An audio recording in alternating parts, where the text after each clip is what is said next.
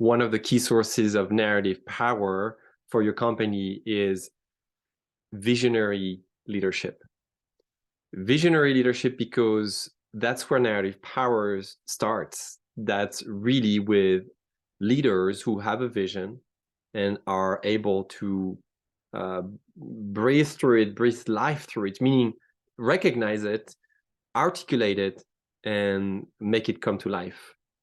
That's really an essential starting point. If you look at all successful transformative companies, like I'll just use big well-known names so that that you will recognize. For instance, Netflix.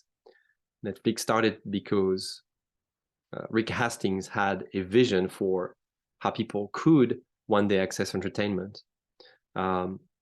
Google started from the vision that all information should be easily and accessible, findable online, right? So this is how transformative companies start, is by realizing that something could be done differently. And when I say this, is like, realizing is one thing. Realizing that, yeah, we should do this. And you probably caught yourself already saying, oh, today I was unable to perform this task, or I was unable to get this goal achieved. And I think we're missing a business. We're missing someone to help us do that. That's a business idea. Do you know how many people do that and say that every day? Everyone say, so many people, not everyone, but so many people say that. I'm the first one. I've said this a million times. Did I do something about every single business idea I had? No. I wasn't a visionary for these particular business ideas. But for MetaHelm, I had a vision. I had a vision one day that there could be a company that helps every organization become a source of inspiration that you can resist. And that's how I created MetaHelm. And the foundation for MetaHelm was my capacity to practice this visionary leadership.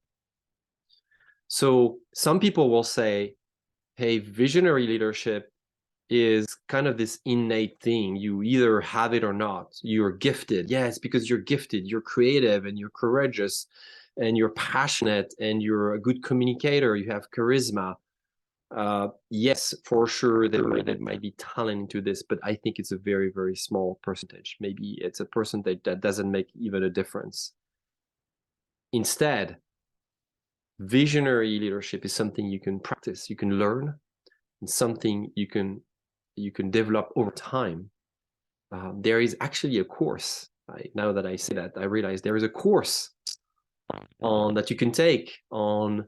I think it's called Masterclass from Richard Branson, the founder of Virgin, and he will teach you how to be a visionary leader.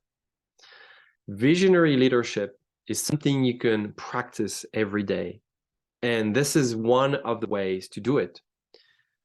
First of all, you have to slow down and be able to recognize and see what's happening around you. If you don't take a moment, even a few minutes or maybe 20 minutes a day, to observe and journal and document what you've seen around you, whether it's when I say around you, it's not necessarily close to you, but around you, in your community, in your household, in your environment, your network, maybe in your market, however you want to find it. But if you don't stop a little bit to notice what people might need and what you might be able to help with, chances that the vision will have a hard time emerging. Vision is something that emerges from the inside because you slow down to recognize it, to actually capture it and start believing in it.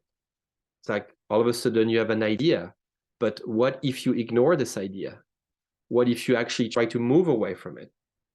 Instead, visionary leadership starts because you get to the same level as your idea.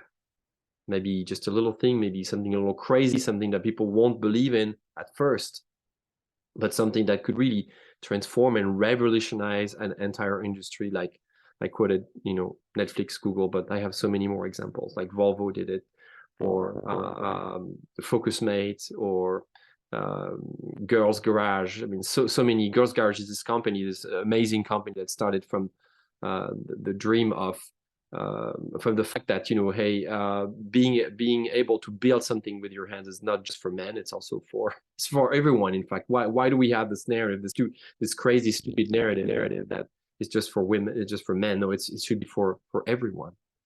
So visionary leadership starts there. It's something that is accessible to you. It's something that you can practice. And it's something that you can practice through documenting and journaling your journey, looking at things around you and say, hey, I'm going to give some room in my schedule, my busy schedule. I'm going to give it some room on my journal, maybe on my blog.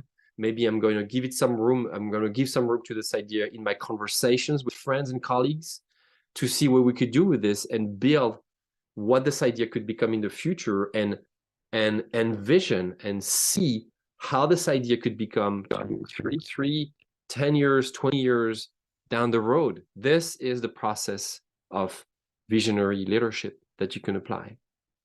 You can start it now. You don't have to wait for inspiration to show up. You can actually schedule it. It's up to you to decide when you want to start it. So this video is to encourage you to start acting and practicing acting as a visionary leader today, and practicing visionary leadership now. Good luck.